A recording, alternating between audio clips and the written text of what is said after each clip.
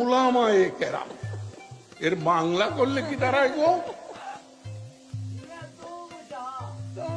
আমার মুশকিল হয় কি, আমি আপনারা যখন মোনাজাত করেন আমি কিন্তু আমিন বলতে পারি না।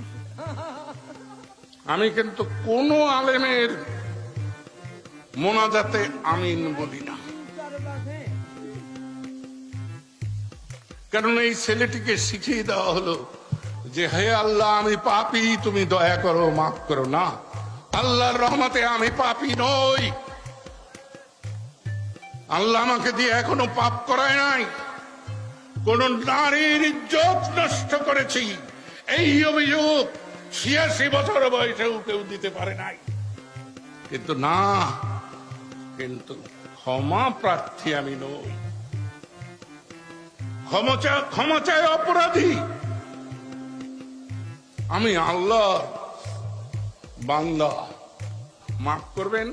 আর আপনারা যারা আলেম মহোদয়রা আসছেন ওয়াজ করতে, তাদের সময় নষ্ট করলাম, সেজন্য ক্ষমা চাচ্ছি।